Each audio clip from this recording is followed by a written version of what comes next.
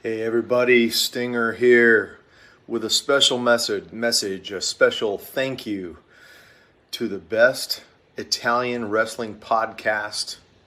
That's right, the best Italian wrestling podcast called Pro Wrestling Culture. Specifically, thank you to Aldo Fiadoni. All right, Aldo, awesome job, man. I guess you and I met in New York in 2019. And there were some tears shed there. Man, I love that. I love that. You know what? Real men can cry, bro. Let me tell you something. Man, means a lot that you watch. Means a lot that this podcast is happening and the pro wrestling culture appreciates Aldo Fiadoni. So be watching there. It's going to be showtime. And tune in to the podcast, Pro Wrestling Culture, because it's always showtime there from the Stinger.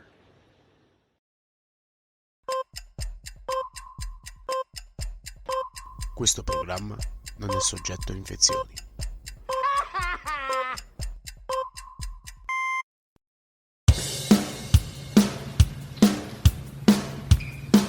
It's showtime.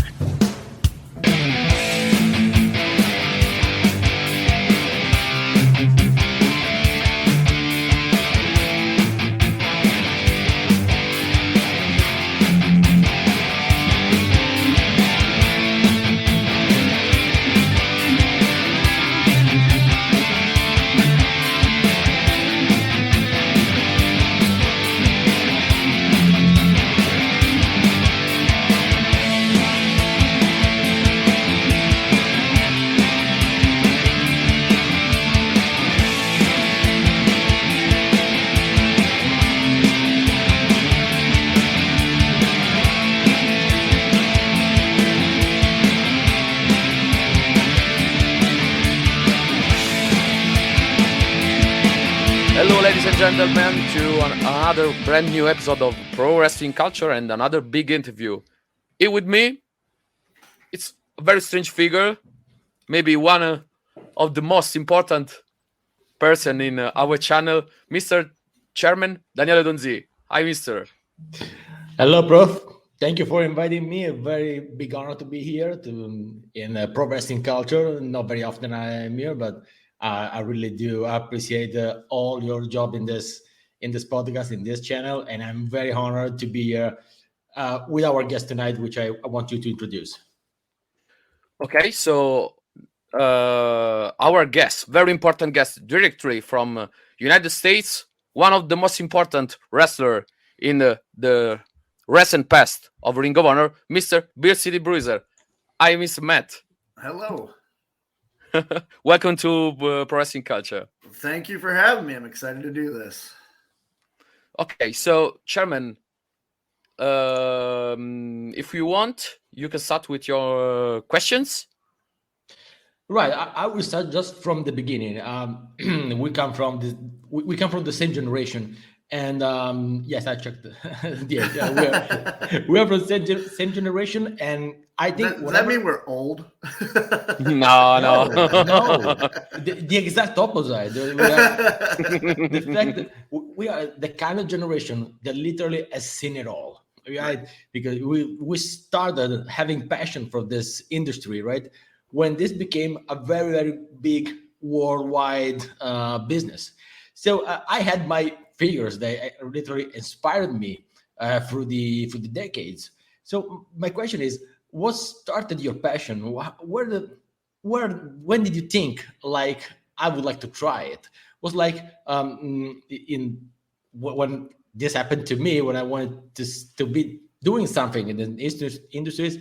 It were the 80s, the end of the 80s, and then through all the 90s. I never changed, and I continued to be a very big fan, and now today owner of this channel. So my question is, when you had that sparkle that inspired your career? It started when I was 7 years old. My uncle took me to a county fair, and the old AWA wrestling, the American Wrestling Association, was around. And the main event was Bruiser Brody versus Stan Hansen. Wow. And they brawled into the crowd. And I remember Brody coming, standing right next to me. And to a 7-year-old, he looked 20 feet tall. and he's got the blood and the sweat, and he's doing the huss, and I looked at my uncle and said, "This is the most amazing thing I've ever seen. Give me more, just feed me more." And I just became obsessed with Brody and tried to find everything I could. So that's how I got into Japanese wrestling and Puerto Rican wrestling and the territory wrestling. And because of him, I was able to discover like the Freebirds and Bam Bam Gordy. And I was able to discover later on Mick Foley, when he was Cactus Jack, and ECW and Tommy Dreamer and all that. So, but it all goes back to that fateful day, when I was 7 years old and Brody was right there, and just I fell in love with professional wrestling at that moment. Wow. That is I think we all have that kind of moment, the kind of things, and it through all the time, right?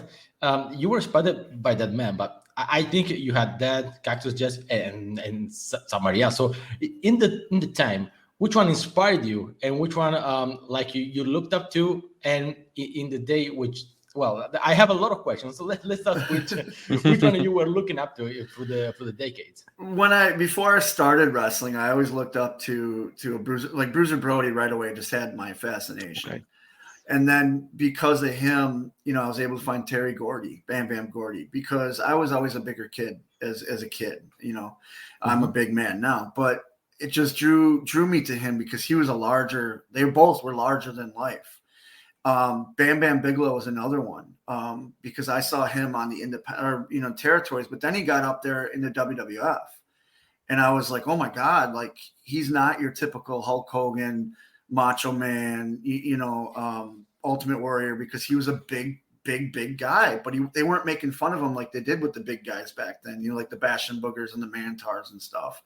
He actually had their respect, and it was just amazing to watch him. And they were putting him up against guys like Bret Hart, $1 Million Man Ted DiBiase, wow. Doink the Clown, who was Matt Bourne at the time. And it was like, man, I was hooked. And then as I got more and more into wrestling, Scott Hall, I became a fan of, because he was so good on the microphone, and he just didn't care. Like, especially when he got into WCW with the NWO run. After I got into wrestling, I started falling in love with different guys like Terry Funk, Harley Race, who trained me. I had a much more respect for their work rate and how they put matches together and stuff.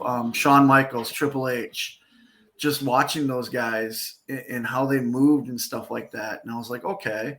But I still patterned myself after Brody or Gordy or Bam Bam or even a Vader, because Vader was another big guy that just could do it all. And I was just fascinated by that. And as I got into wrestling, I got a lot more respect for it and started studying them and trying to incorporate their stuff into what I do. Right. Prof, to you. Okay. Do you know you have been trained by Harley Race, one of our biggest Italian wrestler nowadays is called Karim Brigante. And do you have memories about Harley Race? Oh, I've got numerous memories of Harley. When I moved, I was traveling from Wisconsin down to Missouri to train with him, and then I moved down there. And when I moved down there, I found out that he was in the office from usually between 10 a.m. and 10:30 in the morning until after training. So I'd get there right around the same time he did. And I'd spend the whole morning with him talking business. He'd pull out old wrestling books from like Wrestling at the Chase, and he'd explain why he booked what matches. We'd watch some of his old matches, and he'd break them down for us, for myself. And then when Joe Henning got there, him and I became kind of really good friends because we were both hungry and eager, and we're both from the Midwest of the United States. So we would just bug Harley nonstop, like asking him millions of questions. And Harley took the time to talk to us. And Harley was so humble that he always had this saying, wrestling was here long before you, and wrestling's going to be here long after you. So the time that you're in wrestling, why not make it better?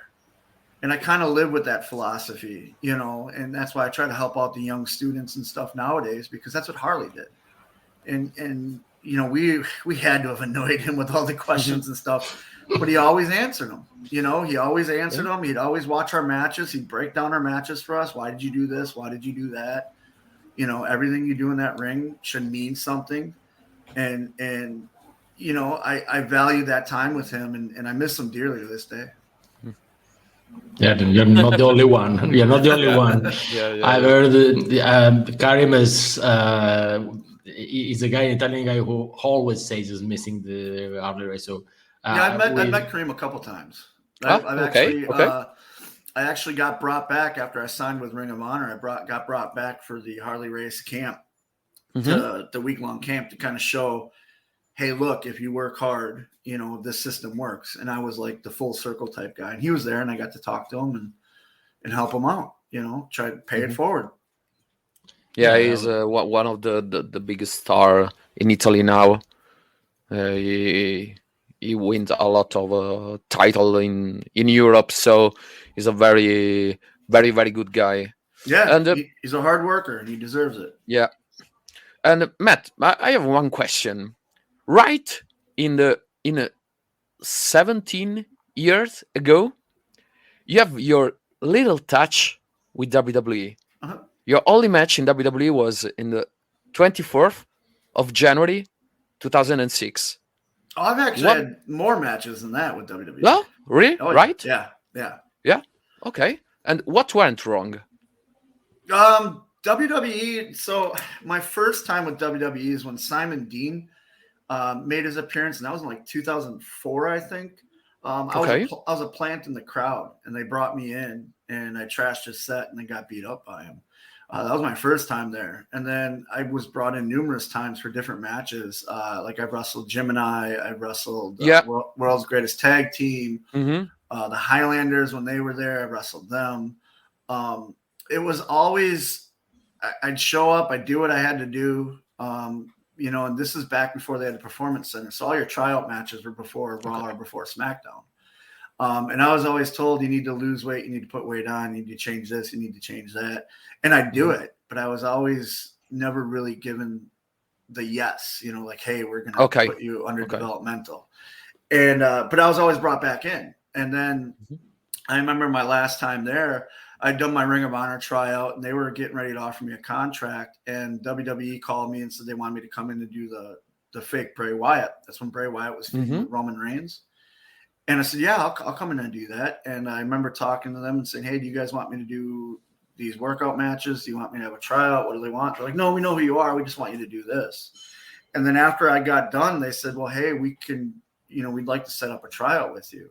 But I knew at the time I had the offer from Ring of Honor. So I said, no. I'm going to go with Ring of Honor. I want to see what I can do there. And I signed with Ring of Honor, and I stayed there pretty much till they got sold. And I don't regret it one bit. I, made a lot of friends that are with WWE right now, and still friends with those guys because of Ring of Honor. And yeah, you became an icon for Ring of Honor. And I remember that one of our memories, our pro wrestling culture memories, was when we met you. I'm sure that you don't remember, but we met during the meet and greet before the Supercard of Honor in 2019. That was in Louisiana? No, it was in New York. In New York, okay, so at the Madison Square Garden, right? Yeah, at the Madison Square Garden, where you wrestled in the dark match with the Battle Royal, and we met you in that time. Oh, well, thank you. That was an amazing experience. Yeah. Do you have memories of Madison Square Garden, because it's an icon for wrestling center? Yeah. And what's your feelings? Oh, that day was amazing. I remember when they announced that we were going to do it, nobody on the roster believed it, because you know how wrestling is. You hear stuff and you get told stuff, and then it never happens. And I remember thinking to myself, like, oh, there's no way. And I was talking to Malone, it's my tag team partner, and he's like, there's no way. And if they do this show, they're not going to put us on it. We're just, we're the mid-card guys, And then it slowly got closer, and then they made the graphic for us, and it was like, oh my gosh, we are going to be doing this. And then they brokered the cigar deal with me, so I could have my own line of cigars sold at the Madison Square Garden event. And I was like, okay, maybe this is real. And I remember going to the Fan Fest, and it's like, okay, cool, this is happening. And then walking in the next day and looking up, and the ceiling's so iconic because it's just the way it is. And I remember seeing that, and then standing in the place where like Hulk Hogan used to stand before he was doing the Saturday Night's Main Event and stuff like that. And I was like, this is it. This is happening. And we talked to production. We're like, do you want our entrance through the crowd? Because we were doing our entrances through the crowd at the time. And they said, no, we want everyone to do the stage. So that way you can stop for a moment and look around and take it all in. And I remember getting on the stage. And if you watch back, there's actually a moment where I set the keg down and I kind of look around and it's getting like a grin on my face. Cause it was just like, wow, here I'm in Madison Square Garden. Yeah. And I'm getting in the ring. And not only am I getting in the ring, but I'm getting in the ring with Suzuki, who is a New Japan legend. Liger's going to be in this match, who's a New Japan legend. And then later on, Great Muta is going to be in this match. It's like, oh my God. Like, yeah. And it was the last time appearance for Jushin Thunder Liger in Madison Square Garden. Exactly. Yep. Yeah. And to be able just to do stuff. And I'd done stuff with Liger and Suzuki earlier for Ring of Honor, but it was just really cool to be in that moment where it's like, okay, this is Liger's last match and I get to be a part of it. I watched the last match in Madison Square Garden for Jushin Thunder Liger and the last match of Jushin Thunder Liger in Tokyo Dome. Yeah. In the same year. Yeah, I watched. Yeah, it's amazing. So cool. Yeah. It's amazing just to be a part of that history of such a historic figure, not just in Japanese wrestling, but just professional wrestling. Because he was the first match of Monday Nitro. If you think about it, him and Brian Pillman were the very first match in WCW Monday Nitro. And that's so cool. It's funny because when you go back, my son, when he used to watch wrestling, Liger was his favorite because Liger looked like a Power Ranger. So my son fell in love with Liger. So when I got to do all this stuff with Liger, my son's like, can I get a picture with him? I'm like, yeah, go ahead, and he just, it made his day. It was really cool to see his face light up that I'm able to do stuff with a guy he looked up to, I think there are a lot of humble guys in wrestling. I try to be as humble as I can because Harley was humble. And if anybody could have an ego, Harley Race can have an ego. Like he deserved it, but he never did. He was the most humble man I've ever met. There was a time where I couldn't pay my electric bill when I was living there, and they never got shut off. And I was like, well, this is weird. Like, do I get free electric? Like, what's going on? And it turns out Harley paid my bill, but didn't tell anybody. Didn't ask for any money in return. Didn't ask for a thank you. Didn't even say he did it. To me, that's the most amazing thing. And that's why I try to stay humble, because you see a guy like that who has every right to be an egotistical guy, and he wasn't. He was very humble and very down to earth. I think relevance shouldn't change you. Right. Yeah. Yep. Yeah. This is what should happen. A lot of guys don't follow that rule. Actually, that's bad.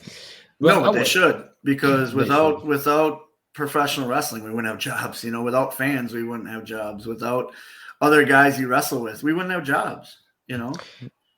Speaking of jobs, and you have been for a long time a Ring of Honor, and you have seen literally the rise and fall of the Ring of Honor, and I'm sure you are watching today's Ring of Honor where they are. So how do you evaluate this? How do you see it? Do you think they could be like a third major player today instead of being like purchased by the AEW today?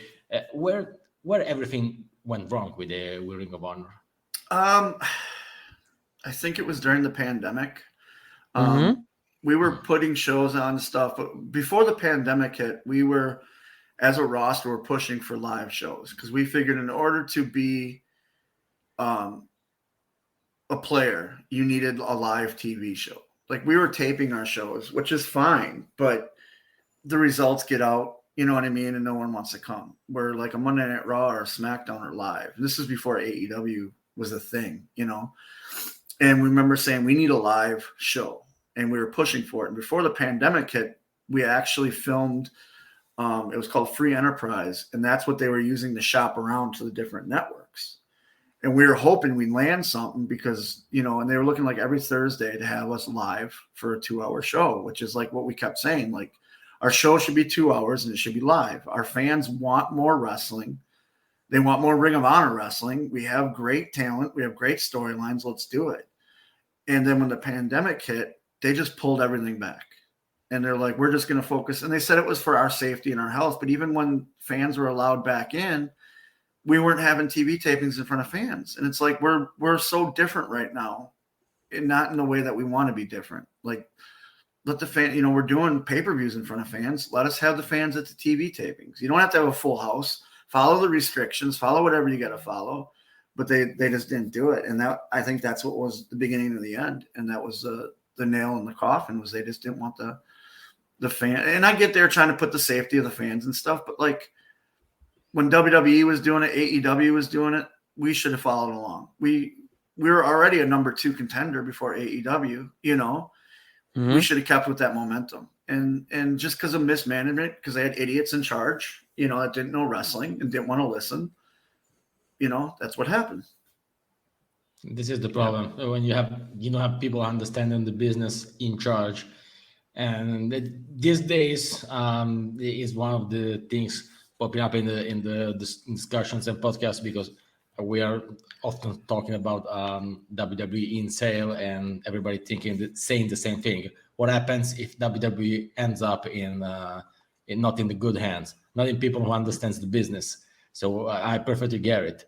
And now you think that the Ring of Honor is in a good spot, like being like the secondary title, the secondary spot on AEW? No, I don't. I think Ring of Honor, where it was in a great spot, where we had it with that old roster. Now they have Ring of Honor, and they're just putting guys that they have under contract that don't get TV time on it, but they don't have a dedicated source of just Ring of Honor. But they do a pay-per-view every once in a while, but they don't have a regular TV show. They don't have regular roster members. They only brought back a few guys, from the original roster. So now they're throwing their AEW guys out there. So it's not really, it's kind of like when WWE bought ECW. You know what I mean? Mm-hmm. You had the same thing. It's almost the same thing. You wanted to see the Sandman. You wanted to see Sabu. You wanted to see Raven. You wanted to see Tommy Dreamer. And what you got was Kurt Angle and Bobby Lashley. Well, they're great wrestlers. Don't get me wrong. The guys that are wrestling on Ring of Honor now are great wrestlers. Don't get me wrong. But when you think Ring of Honor, you don't think of a Max Caster, or you don't think of the FTR. And FTR are amazing wrestlers. You know what I mean? Like, you think the Briscoes, you think the Kingdom, you think Silas Young, Beer City Bruiser, Cheeseburger.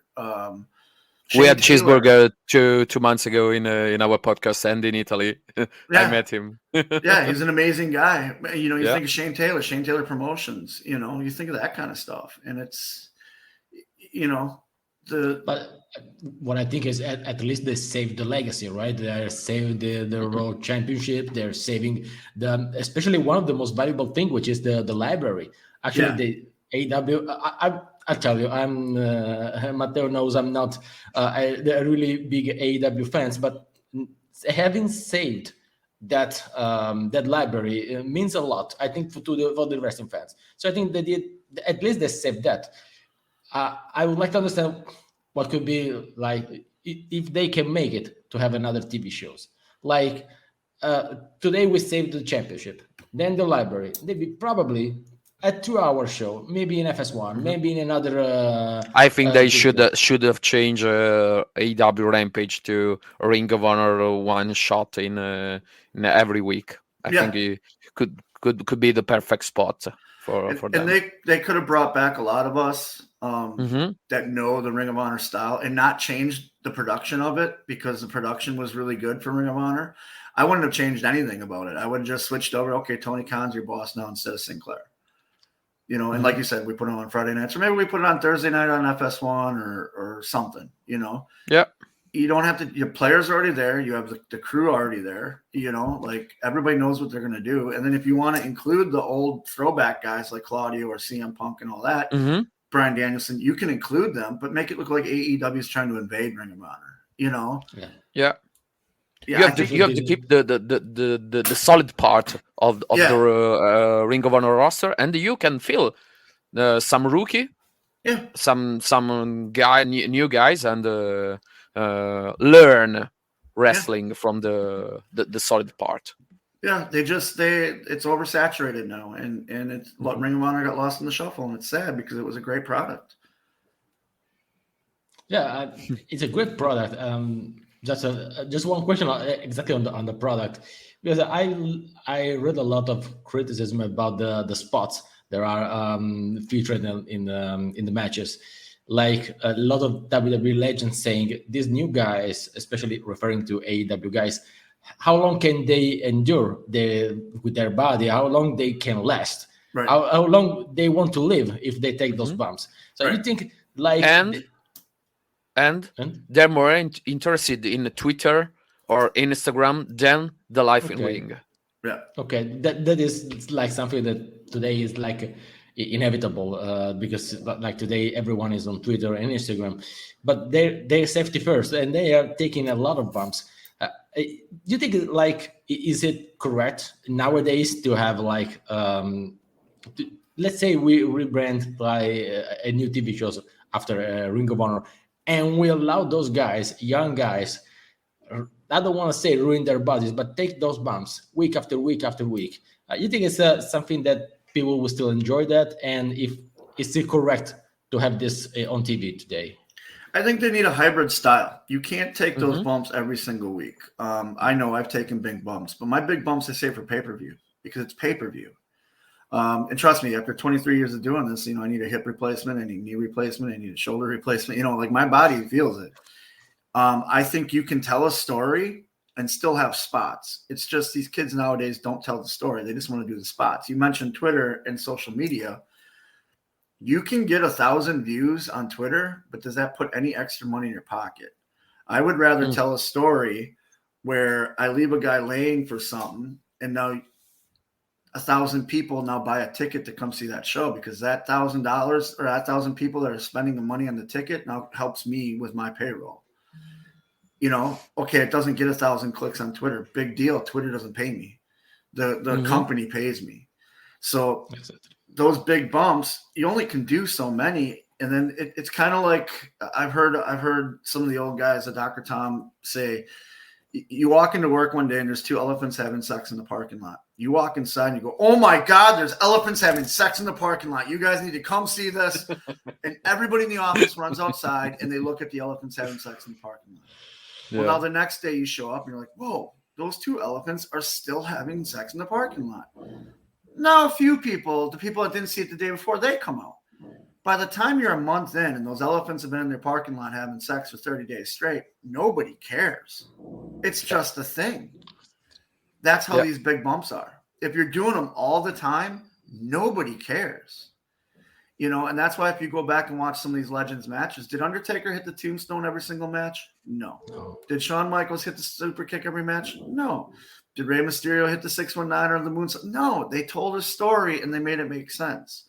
So do these guys need to be hitting these big bumps every single match? No. Tell a story so that when you do hit that big move, everybody likes it and they want to buy a ticket to the next show. Yeah, this is what I was thinking. And I want to connect my question to the Daniele's question. Do you feel that be a big man nowadays, it's an hard work? Oh, yeah, you got to learn to wrestle like a big man. I've seen so many big men do stuff, and I've gone, why are you doing that? You're a 300-pound big guy. Kevin Nash used to say, when you watch old horror movies and you have a Jason or you have a Michael Myers, did they move really fast? No, they moved really slow, and they were methodical, but they were big monsters. That's how big men need to be. If you tell a story, my first feud in Ring of Honor was against Cheeseburger. Now, you talk about a size difference. You have Cheeseburger against me for 6 months straight. But we told a story where he didn't actually knock me off my feet till our 3rd or 4th match. But we built that story of him trying to knock me off my feet. Now, does that make me look horrible because I'm not doing power bombs and moonsaults and all that? No. But it makes Burger look amazing when he picks me up and slams me. When we did the Jericho Cruise, that was what we did for a finish, was he body slammed me. But we took 10 minutes before that saying he couldn't do it. And then he finally did it. He kicks out of my stuff. Then he finally body slams me and pins me. The place went crazy. It's all about the story you tell them. And these big guys, they want to do. I remember I did a moonsault one time at Harley's camp. And Harley goes, good job. You can do it. I don't ever want to see it again unless it means something. Yeah. So I can do a moonsault. I just don't do it until I have to. That's why with the frog splash, I had to make it make sense when I would do the frog splash because you don't expect a guy my size to do that. So we didn't debut it. We debuted it against War Machine at a house show just because they needed something big. But then we waited till a pay-per-view before I did it. Because now everyone's like, oh, wait a minute. This is a 300-pound guy jumping off the top rope. Like, let's take notice of that. And these big guys nowadays need to learn that just because you can do something doesn't mean you need to do it all the time. Do it in the right spot so people are intrigued by it and then come back to it or make them wait. That's the thing about today's generation is they want everything so quick and now. Mm-hmm. Make them wait. Make them wait for that. Make them – you don't – yeah, maybe everyone's talking about the other guy who's doing all the flips, but if you watch the video, you're in the video too. You know, I don't know how many Young Buck clips I'm in, but I'm in a bunch of Young Buck clips, and all they talk about is the Young Bucks. But the Young Bucks came back and thanked me for doing what I was doing, you know? Mm-hmm. Yeah. I think you can do 20 moonsault, but if you don't able to tell a story during a match, you have to stop and you have to change your work. Yeah. Like guys want to do stuff to get noticed by doing all that big stuff, but I'll tell you what, if you want to be a big guy and get noticed, show them you can wrestle like a big guy. Absolutely. Since we spoke about tell a story, and we mentioned even Instagram and Twitter, how do you think we can still tell a story like we are not ourselves? Like today, you have to be yourself. You have an identity. Like there was a time where you were one person on TV, and outside you were a completely different person. Today, this barrier is completely down. It's a completely fluid situation. You are in the ring, the person that you are outside of that. So you think we can still escape a moment from reality and like dive in something that we know is not real. We know is not the real person that media is just a character, a gimmick there. Or everything now is like ruined because today with social media and the internet, we exactly know who you are, who your opponent is, and why you are friend with someone or you are against someone.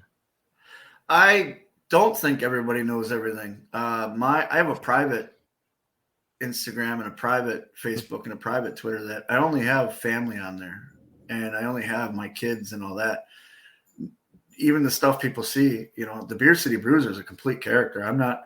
If you were hanging out with me as just Matt afterwards, like it's two totally different people. And I try to tell these young kids today, and that's the problem with social media is you need to create two separate entities. You need to be one thing when you're on TV and in the ring, and you need to be another thing when you're in person. Now, whenever fans come around me, I turn into the Beer City Bruiser because that's what fans know me as. But if it's just me and my wife out to dinner, she doesn't get the Beer City. She will yell at me if I become the Beer City Bruiser if it's just me and her. You know, I get humbled by her a lot. Like I did a show where I wrestled in front of 2,000 people, and you know I was getting stuff thrown at me, and I was people were chanting, you know, I suck, and you know people were pissed off, and I had them in the palm of my hand. And I get home, I walk in, my wife goes, "Oh, the dog just crapped in the yard. Can you go pick it up?" And that's a very humbling experience to go from 2,000 people chanting your name to an hour and a half later, I'm at home and I have to pick up dog crap, you know? No, yeah. But that's when I have to make that switch, you know? Mankind had to switch from Mankind to Cactus Jack to Dude Love, but they all had to be separate from Mick Foley. Even the Mick Foley we saw when he was Mick Foley on TV is still different than the Mick Foley is at home. And guys nowadays need to learn how to do that. And they need to separate that. I hate my biggest pet peeve is when guys thank other guys for matches. You're supposed to hate each other to the point where you're punching each other in the face. Can you imagine Ric Flair thanking Ricky Steamboat after one of their matches? Like, hey, thanks, we had a great match tonight. You know what I mean? No. These kids nowadays need to learn that everybody reads social media. It's not just a core group of people. And with the retweets and all that, you got to watch what you say. You got to separate the two. So it's okay to have a personal page that you're only friends with certain people on. No, Keep it private. No, it's I'll make an example with two guys actually from Ring of Honor, because now today in WWE, which are Kevin Owens and Sami Zayn, everybody knows they're friends. Yeah. Actually, why are you fighting each other? We know you're friends. We know you don't hate each other. Right. So just to make a clear example of what I was saying, like, can they go back to be enemies like that? I should buy it. Well, and that's the cool thing about that whole storyline going right now is you don't know if they're still friends. Like, is Sami Zayn playing the bloodline to be on Kevin Owens? That's that long-term storytelling that I love. That's like the Bray Wyatt thing. Everyone's like, oh, this needs to hurry up and happen. Why? You're watching. You're interested. Yeah. The Sami Zayn thing. Why is he fighting Kevin Owens? We know they're friends. Well, okay, if we know they're friends, how come Roman doesn't know that? How come Roman still lets him in the bloodline? Because we all want something to but it's taking this time period, so we're all invested. When will it happen? We don't know. We hope it'll happen because we know they're friends.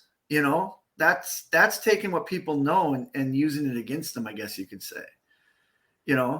So that's the fun thing about wrestling is what's real and what's not. You can still tell a story like it can deceive you. Yeah. Like if you think about it, you should not be deceived. But how they tell the story, how long they tell the story, it literally deceives you and makes you think everything is like it's something that you want to tune in next week to. I tell the kids that I train nowadays, use what fans know about you against them. Make them question reality, because that's why fans come to shows. You come to shows for 2 hours, 2.5 hours to forget about the real world, to forget about COVID, to forget about your cheating wife, to forget about your son that's failing school. You come to wrestling to tune out. You go to wrestling just like you go when you go to a movie to watch the Avengers. You know what I mean? Captain America, the guy who plays Captain America and Robert Downey Jr. are friends, but still you want to watch them kick the crap out of each other for 2 hours because you want to forget about real life. That's what professional wrestling is. And it's up to us as wrestlers to tell that story, to have the fans even if it's just for the 10 minutes I'm in the ring, you forget about everything going on in your real life. And you know that I hate this guy that I'm in the ring with.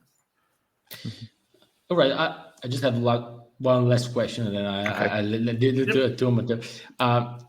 Throughout your career, all right, you have a long career. Which is the one accomplishment that you will cherish forever? Like, my career would mean nothing without that, or like that is something that will stay with me for the rest of it, something that I will tell my son, my nephew, and my 7th generation on. I have two, actually. The first one is being able to sign a contract and be under contract for 7 years with a major company. Mm-hmm. Because of that, I'm able to, I was able to buy a house, send my kids to college, buy cars. I was able to live live a life. And the second one is wrestling in Japan at Korakuen Hall. Being a Bruiser Brody fan growing up, Bruiser Brody made his name in Japan. So did Mick Foley. You know what I mean? And Terry Gordy. And to wrestle in a building that they wrestled in and made their name in, and not only wrestle one day, but 2 days and wrestle 3 matches against some very high prominent guys like Goto Hiroshi and Dalton Castle and Trent Beretta. Like, that's a big accomplishment. And I'm very, very, very proud of that. So yeah, those two is when I look back and I'm like, okay, cool. I did that. And that's forever, that's on tape forever. Yeah. Mm-mm. Okay. You lived a lot in the Ring of Honor backstage. So do you have any memories that you could share to us of Jay Briscoe? Yeah. Jay and I and Mark all got really close. Like he was, I used to text him all the time. Even after Ring of Honor closed, I still kept in touch with him. And when we lost him, it was, I was a wreck. I was crying, angry, the whole process. And Malonis was the same way because the Briscoes made the bouncers. They helped put us on the map. They helped me get a job with Ring of Honor. And what we did to kind of help with the pain is share the stories of how Jamin was, and because he's a great father, a great husband, a great friend, a great brother. And one of my favorite stories that keeps coming up, and it always makes me laugh. It was we always rode together, and we'd always get beer to drink in the car because it's always 300 miles from the next show, and you get done with the show, you get in the car, you drive. Everyone thinks wrestling's this glamorous lifestyle. It's not. It's airports, rental cars, and hotel rooms. So you learn to live on the road. And there was one time we did a loop of Buffalo and Toronto, and Brian and I used to do this thing after our matches. It was called the Toast of Honor. And after the match, no matter what, win or lose, we'd bring a cooler of beer and hand it to our opponents. We'd cheers our opponents. We'd drink, and no matter what, win or lose, and then the fans would do it with us. And it was like yay, we wrestled, So we're in Canada, and I hate Canadian beer. There's no good. Okay. I just despise Canadian. It is horrible. I've had Canadians try to tell me what's good beer, and I argue with them left and right. I just don't like it. So we get up there, and a stagehand goes, "Hey, I'm going to go get you guys beer for your Toast of Honor." And says, "Okay, just get a 6-pack. Normally we get a 12-pack because we know we're going to drink all of it." Okay. I said, "Just get a 6-pack because we, and Brian's like, wow, what's wrong with Canadian beer?" I'm like, "Trust me, it's terrible."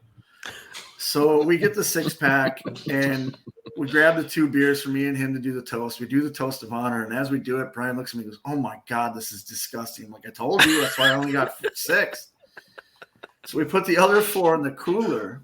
We get done with the show. We put the cooler always stayed on the ring truck. So now you go 2 weeks later, we're in Nashville. It's the middle of July, so it's hot. The cooler's been sitting in the back of the ring truck for 2 weeks. And we're in Nashville, and the stagehand brings us he goes, "Hey, do I need to go get you guys beer?" We're like, "No, we brought some." He's like, "Okay, here's the cooler." And Brian opens it up. He's like, "Oh, look, we forgot. We got this Canadian beer in here still."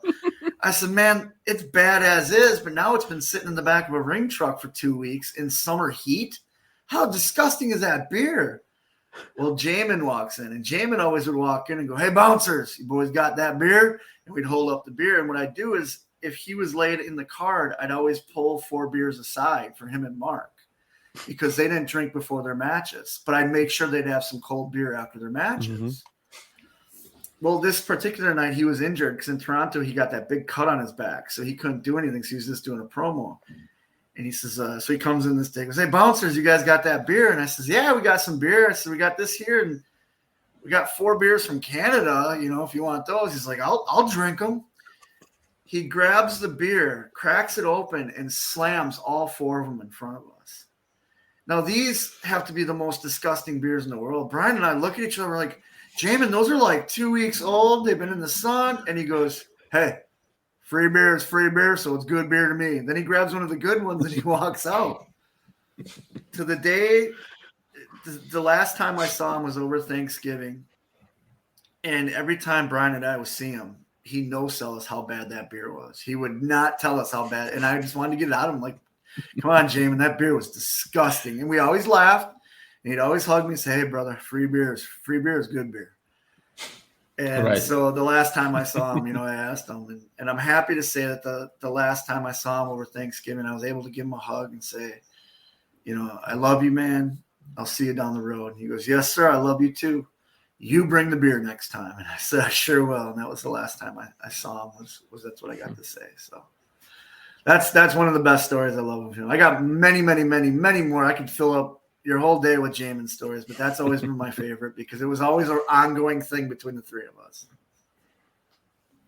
That's so cool. Yeah. very, very good story. Very Thank good you. story and memory. Yeah. And I have my last question, but you already answered because our last question in podcast is if you would share some funny stories, but you already did it, so that's okay. Jamin was a character, man, and all the stories we share of him are great stories because he was a good man and a great father and a great husband. And So I'm glad I could tell a Jamin story, and I'm glad I could fulfill a funny story too. So he'll truly be missed. Okay, so that's it. Thank you, Mr. Chairman, for this interview. Thank you, Matteo, for inviting me. And thank you again to Matt for sharing with us his experience, his knowledge, and his funny story. Actually, it was a really, really great honor to have you in this podcast and on this channel. Thank you very much. Thank you for having me, guys. Thank you so much, Mr. Beer City Bruiser. Thank you. Bye. Bye-bye.